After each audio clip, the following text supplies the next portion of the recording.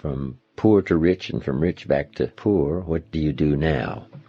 What occurred to me was that even though my money was gone, I still had the skills. And the skills proved to be more valuable than the money. So I just simply went back to work, went back to the street, went back using the formula I had used in the first place to do well, and made many times more what I did the first time. But I think that's the key. You just have to go back to work. And part of it was I was willing to readjust my lifestyle. The fancy cars had to go, the homes and all that stuff had to go, and you go back to a modest apartment and a modest place and pull everything down to start over rather than trying to keep living up here when you should have to start over back to the street or whatever you have to do. And just put it together again. And probably from the experience, if you treat it right and keep the right attitude, you'll be stronger than you were the first time around or the second time around. But everything comes down to attitude and philosophy. When I first started working on my fortune as well as my living, my mentor said it depends on your attitude.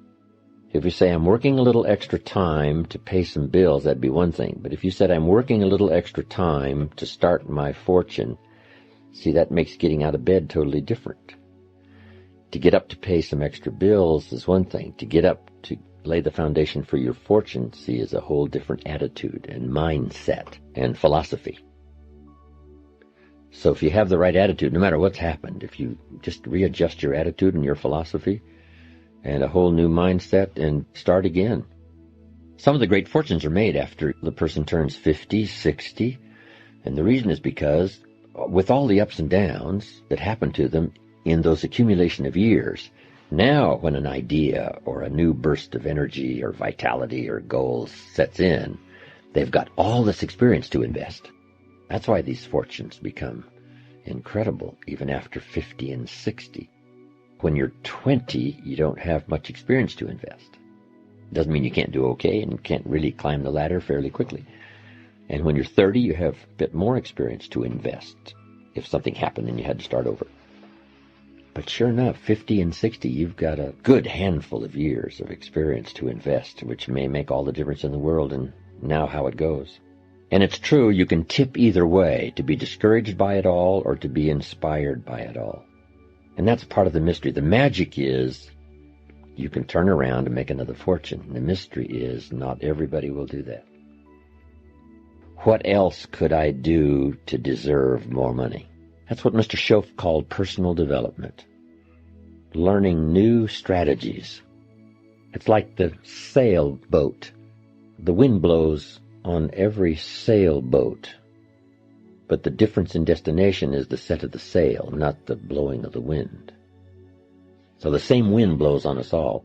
The difference in where we arrive 3 years from now is not the blowing of the wind, it's the set of the sail.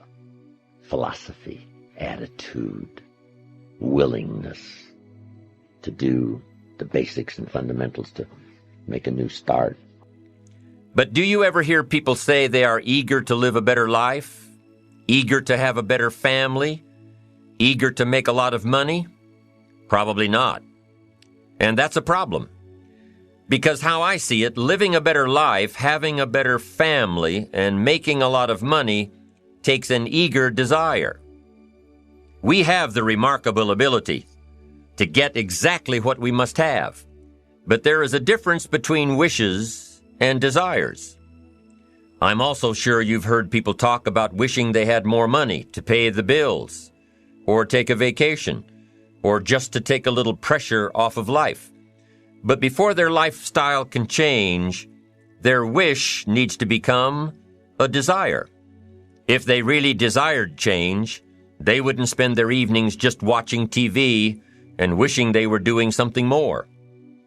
The backbone of an eager desire to change is discipline. True ambition is disciplined, eager desire.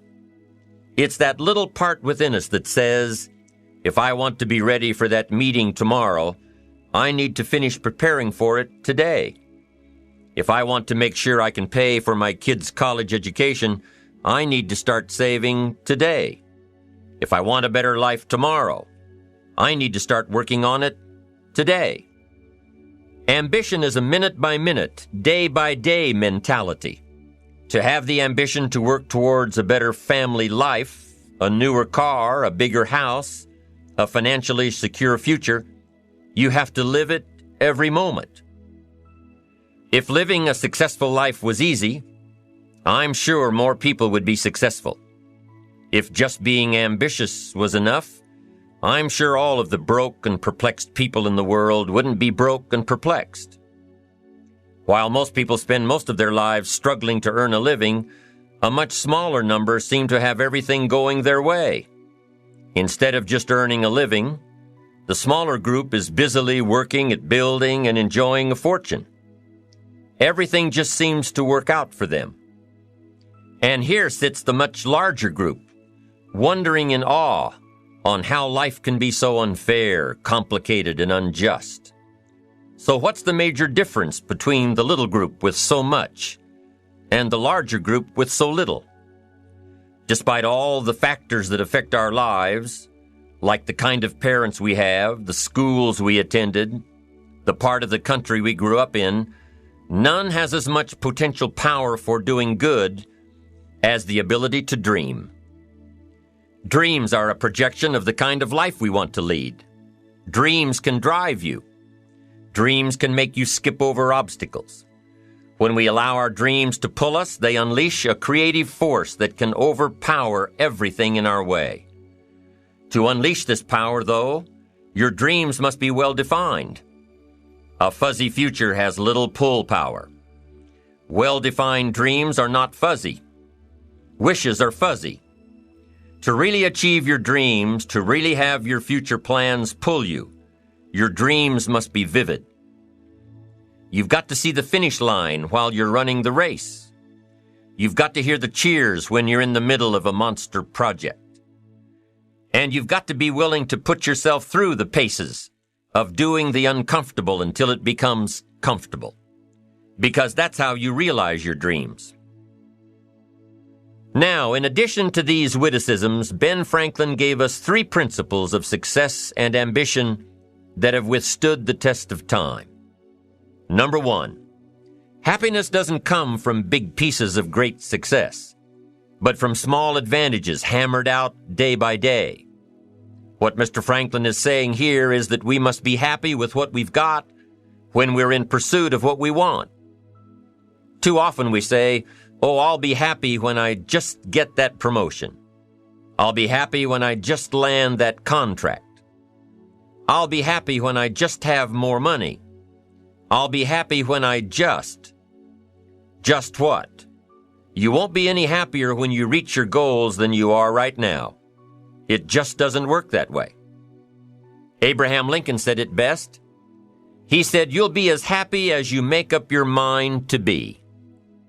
Right now, whether you're on your way, whether you've already gotten there, you'll be as happy as you make up your mind to be now. Look at everything Franklin accomplished in his lifetime. It means that big achievements come one small advantage at a time. It means that you've got to enjoy the journey. It means that you must enjoy and take pride in your little accomplishments. It means enjoying who you are becoming in pursuit of your eager desire, every day, every single day. Ben Franklin's second principle said that life is plastic. Within each of us is the power to mold ourselves and mold our environment. It is up to each of us to begin this molding process with a final product in mind. And it is within our power to work it and form it every minute, every day, every month, every year. By using your mind and your abilities and your attitude to work a little each day on molding your life, you'll soon see how magnificent your power is to gain those small advantages each day, the little steps it takes to build up to success. Principle number 3, success is a pleasure. Success is a pleasure. If what you are doing today isn't satisfying, gratifying, guess what? You're really not successful. If you are not fulfilled with what you are doing today, you cannot possibly be successful. It doesn't matter how many worldly possessions you may have, how many cars, how many toys, how much money. If you're not happy with your life as it is, you cannot be successful. Now, I know that success is a relative term. It means different things to different people. But the one thing you will hear from everyone who is successful is that they are happy with who they are and what they are doing. They are happy, content, satisfied. Success is a pleasure. What have you done today that makes this day successful? Think about it and write it down. If at the end of the day you can jot down the things that have made it a good day, you will soon see patterns forming. This really is a good habit to get into. When you can see a pattern of pleasure, you'll know you're on the road to success. So take note of Mr. Franklin's 3 principles of success and ambition. Number 1, big achievements come one small advantage at a time. One step at a time, one day at a time. Number 2, you have the power to mold your life, to make it whatever you want, to shape it and reshape it. And number 3, success is measured through pleasure. This is the key one. Success is measured through pleasure. You've got to be happy along the way. You've got to learn to give yourself a pat on the back. Good job, you need to tell yourself. I'm proud of me today. You've got to be happy. You've got to learn to enjoy the process. These are really common sense ideas. They're practical. What does it mean to be a success, a significant person? After years of pondering this question, William James described success as a combination of 2 things. Number 1, an inner ideal which is followed persistently with courage. And number 2, outer achievement related to that ideal. Let's go back to number 1. An inner ideal which is followed persistently with courage. I take that to mean defining a goal and having the resolve to complete it. No matter what, I'll do it or die. Promise yourself you'll read the books until your skills change. Go to the seminars until you get a handle on it.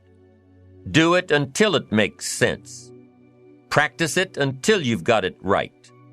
Don't give up until you get where you want to be, however long that is. Step by step, piece by piece, book by book, seminar by seminar, do it until. Go for it. Until is a very important word. It's magic. It means that you'll never give up. Don't miss the chance to grow, to pay the price. Until you learn, change, grow. You'll discover some of life's great treasures when you pay that price. William James' second part to success dealt with the outer achievement related to that ideal. You need both aspects to really be a success. But what Dr. James realized about his philosophy of success was that the first part is indeed more important than the second. Going for it. As long as you're working toward your inner goal, your dream, then success is possible. But once you give up your inner vision, then you can never become successful. You never will become successful. Until doesn't even matter. Now, maybe the person who's been working on a project for 10 years can be successful in his own right, if he's honestly working toward it, doing everything to make himself worthy of reaching the dream. Really happy with where he is, doing it until. Then maybe he is a success. It's a personal thing. Going for it one step at a time.